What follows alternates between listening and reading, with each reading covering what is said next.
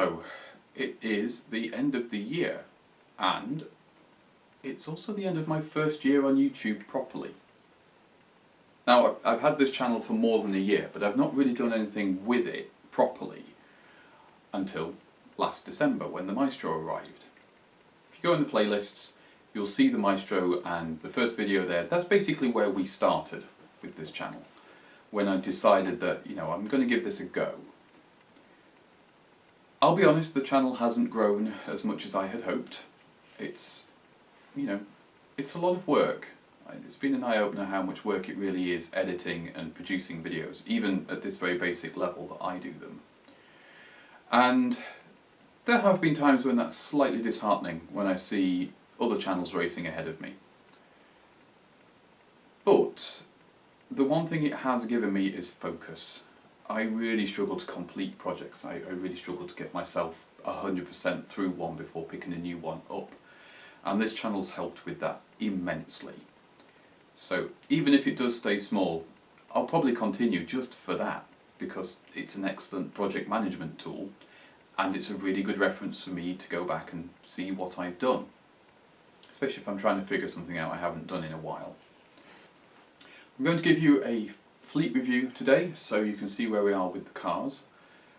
It will be slightly out of sync with what you've seen on the videos of the cars because I record in advance and then I release based on a schedule just to keep things varied and interesting, and it just means that sometimes you'll be watching a video like now but it was recorded several months ago.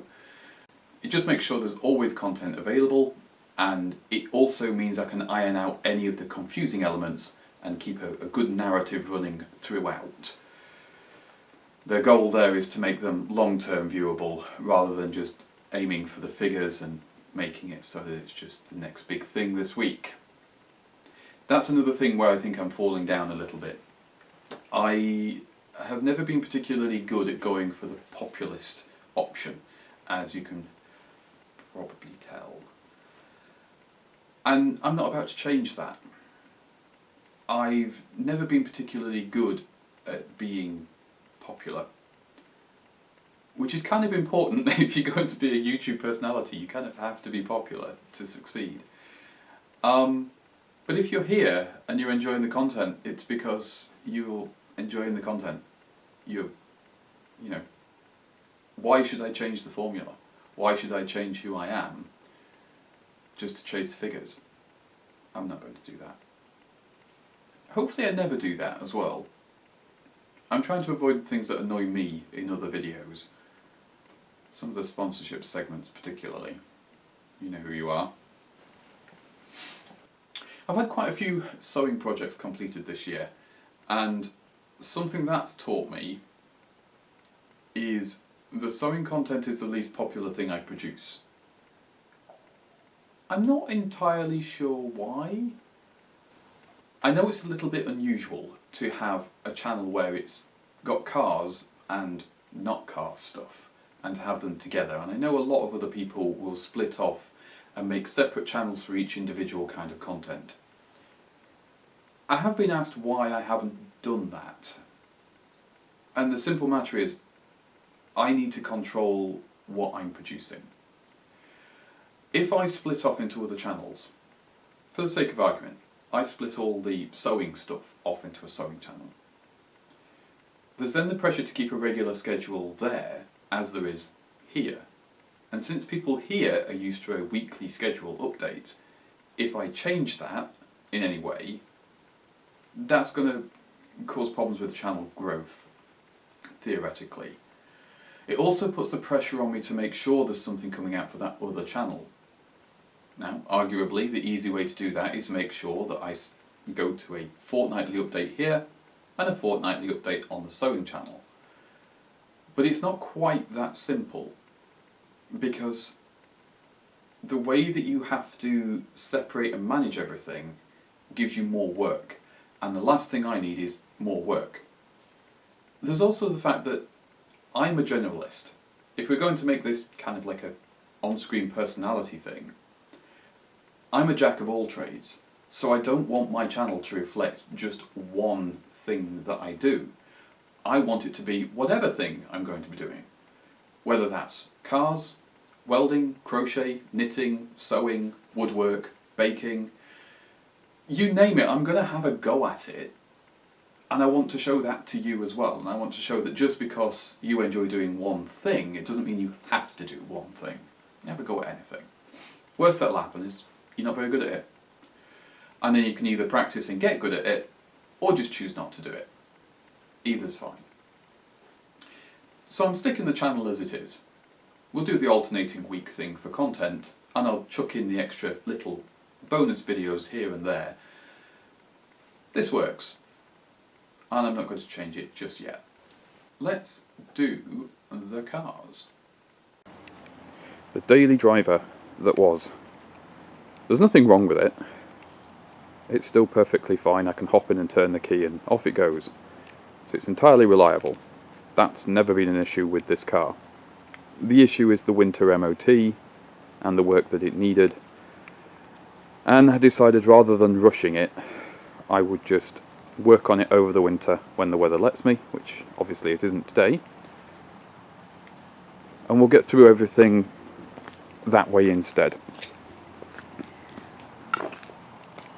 It's been a great little car, this one. I've been very surprised by it. I did initially buy it as a stopgap because I thought it would do, and ended up really liking it. The main problem with the Maestro is the bodywork. This is the last big bit of it. I had several setbacks on this job. There's some videos coming out on that, but basically I started this repair and then my welder broke, so I fixed my welder, and then my new parts for my welder also broke, so I bought a new welder, and then it didn't stop raining. So I've been a bit stuck on this one. This is a problem when you don't have a garage you can work inside. But I'm not worrying about it. This car has a winter MOT, which I don't like. I prefer spring and summer MOTs because anything you need to fix is easier to sort out. So that's what's happening with this one. I'm actually parking it up for a little bit. I'm going to work through the various issues and record it, obviously. And it takes a bit of pressure off me because then I've not got to worry about keeping it completely functional all the time. It does start quite happily every time I need to, so if I ever need to move it for anything I can, no worries. It just needs a bit of love, a bit of attention, and that's what it's going to get.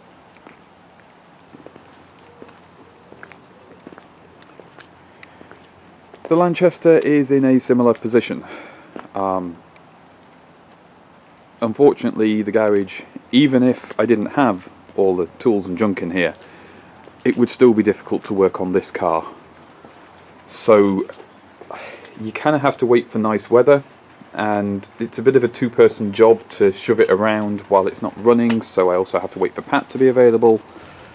We're a bit slowed down on it, but the Lanchester's never been a project we're rushing with. Although, we are hoping to get it on the road by show season 2022, so March, April time. It's not actually that far off. I know I've been saying that a lot, but aside from the size of the wiring job, the things left to do to make this car usable, there's not very many, which is great. I was going to wheel it out to do this video, but it is just chucking down today, and I don't have a lot of time to get this together before the next upload date, so this is what it is. We're still very much in love with this car. We think it's a fantastic old thing, and we're very much looking forward to using it properly. We've had a drive in it, as you'll see on the playlist. It does actually run. It runs quite well, and everything works on it. It just needs everything kind of bringing up to spec again and making good. We will be getting an MOT on this car. It's MOT and tax exempt, obviously, but we do want somebody to give it a check over, just make sure there's nothing that we've missed, which is pretty sensible. We might end up doing a thing with this one where it's like a 2-year MOT, more like they do in France, because the mileage is going to be very low. We're not going to be getting it out very often. But we'll see. We'll see what the future holds on that one. So I'm not using the Maestro as my daily, and I'm definitely not using the Lanchester as my daily, which means I'm using the Princess as my daily. This is nothing new. I've had this car since 2012, so come February I'll have had this car 10 years, and it's been my daily driver several times over those years. It's been my only car on occasion, and it's fine. Now we do have another video coming out about the engine, so spoiler alert. So far so good on that. I want to get 100 miles under the tyres before I'm absolutely confident, but things being as they are at the moment, it's difficult to get the miles on it. It's not a problem at the moment. This car needs very little work. I need to finish the paintwork. The reason it's kind of funny looking at the moment is I'm halfway through a paint job. Yeah, so it needs that. It needs a bit of a suspension pump up. I want to get the displacers regassed, but that's an expensive job. There's some little bits of bodywork, nothing really serious on it. You know, we've had some paint loss and a few holes in this arch, which I've already repaired once a few years ago. So there's just a few jobs like that. There's certainly nothing on the scale of the Maestro on this car. I'd like to get a sound system of some sort fitted in it. It doesn't have one at the moment. It's not something I'm desperately in need of, but it does me fine. I have to do the valve shims as well. I've got one slightly noisy one. I have done them before, but now that it's been run a bit, one of them's got noisy again, so they need redoing. I'm told this is fairly normal.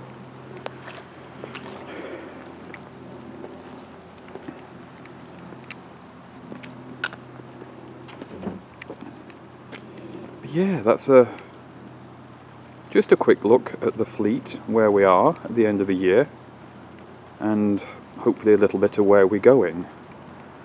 When we get the good weather back again, we should be able to make some excellent progress on these three.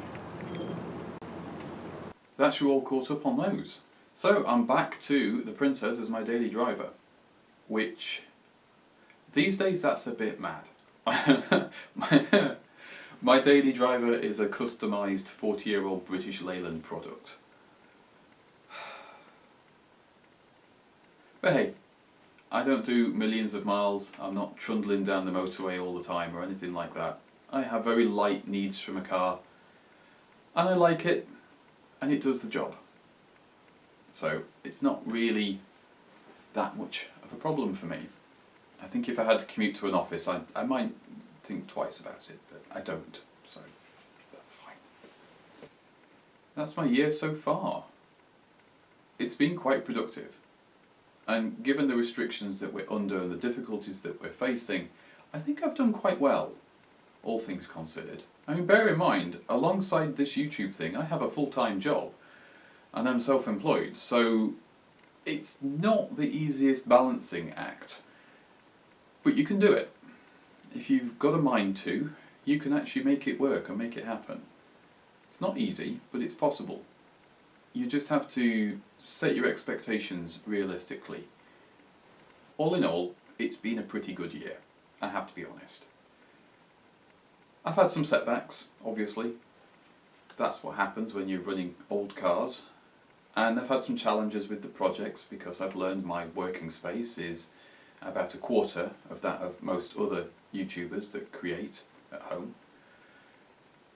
But I've made progress on things that I might not otherwise have done, and I've enjoyed myself. And hopefully I've entertained you. I'm going to take a moment to talk about YouTube as a job.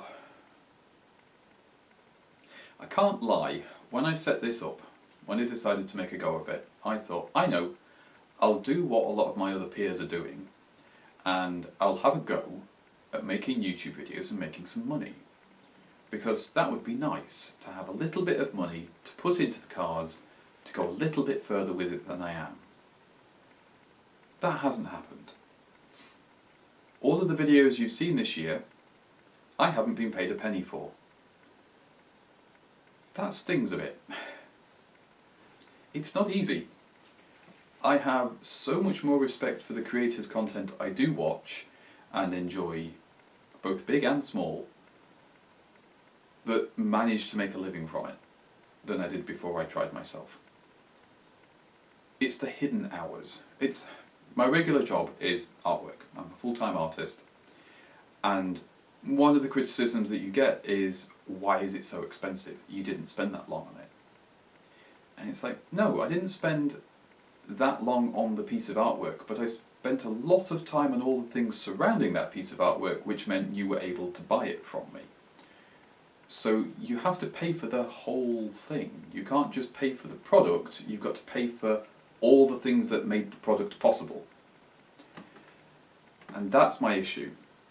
That's definitely my issue this year with YouTube, because I've put in, I don't know how many hours. It's a lot of hours. A half an hour video can sometimes be a full day just in editing. That's before you take into account the amount of time it took to record everything, even with very simple recording techniques like I use. It's a lot of work. It's an awful lot of work for something that you're not paid for. And I know that there are adverts on my videos. And I know presumably YouTube's earning money off that, and the companies with the adverts are earning money because of their adverts. And they're doing it on the back of my content, for which I'm not paid. But I also know YouTube is hosting my content, and that costs money, and they're not asking me for a penny. For now, I can manage this, I can carry on. But I have been having some second thoughts about what happens if you do get to the point where you're making money and you're starting to get the trolls and the abuse, and it starts sucking the joy out of it, as it did with your regular job. And I'm not sure how I feel about that yet. I've had the whole year to think about this, and I'm not entirely sure whether or not I want to deal with that in the future.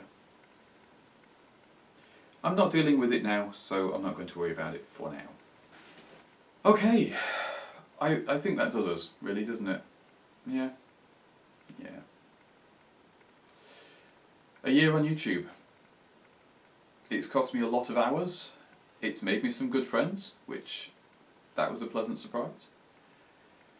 It's given me access to some resources I wasn't aware of, because people have watched the video and helped me out. But it's not paid me a penny. It's cost me hours and hours of time. But it's also seen projects finished. And it's brought some people some enjoyment and some diversions. So I shall see you again in the next video, Tuesday, 3 PM. I hope you're all in a decent place, wherever you are, however you choose to celebrate or not. And I hope the winter's not been too unpleasant to you. I'll see you all again next time.